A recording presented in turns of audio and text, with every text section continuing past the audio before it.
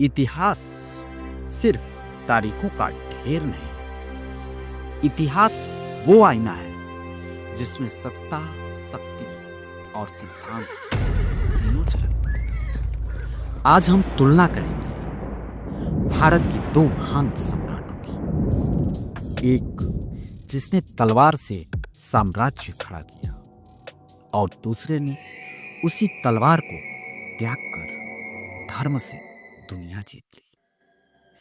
चौथी शताब्दी का भारत गुप्त वंश का सबसे शक्तिशाली शासक समुद्रगुप्त, जिसे इतिहासकार कहते हैं द नेपोलियन ऑफ इंडिया, पिता चंद्रगुप्त प्रथम, राजधानी पाटलिपुत्र, शासनकाल लगभग 335 से 375 ईस्वी, और उससे लगभग 600 साल पहले मौर्य वंश का तीसरा सम्राट अशोक महान, दादा चंद्रगुप्त मौर्य, पिता बिंदुसार, राजधानी पाटलिपुत्र, शासनकाल लगभग 268 से 232 ईसा पूर्व।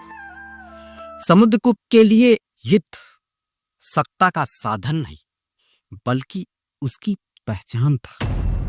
हर शहर की पर्याप्त प्रशस्ति कहती है 9 राजा पराजित, 12 दक्षिण के शासक अधीन, सीमांत राज्यों से कर वसूली। अगर उस दौर में गूगल मैप्स होता तो भारत का आधा हिस्सा समुद्रगुप्तास रूट ऑफ कॉन्क्वेस्ट होता। अशोक भी चंद्रगुप्त से कम योद्धा नहीं थे, लेकिन एक युद्ध में उन्हें कलिंग युद्ध, 1 लाख से अधिक मृत्यु, हजारों बंदी। यह अशोक की विजय नहीं, मानवता की हार थी। अशोक का पश्चाताप। समुद्रगुप्त कभी युद्ध से पीछे नहीं हटे। उनके लिए शक्ति ही स्थिरता थी, कोई पश्चाताप नहीं। लगातार सैन्य प्रभुत्व, राजाओं को अधीन रखना। अशोक ने तलवार रख दी और अपनाया धम्म, अहिंसा, धार्मिक सहिष्णुता, जनकल्याण।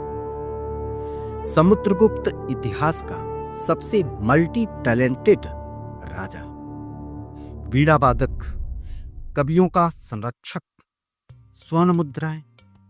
अगर उस समय यूट्यूब होता तो समुद्रगुप्त वॉरियर म्यूजिशियन ब्लॉग्स चलाते। अशोक ने इतिहास को पत्थरों पर लिखा, स्तंभ लेख, शिलालेख, ब्राह्मी लिपि। आज भी अशोक स्तंभ भारत की आत्मा है। परीक्षा में अगर पूछा जाए हु वाज ग्रेटर, तो जवाब होगा both in their own veg.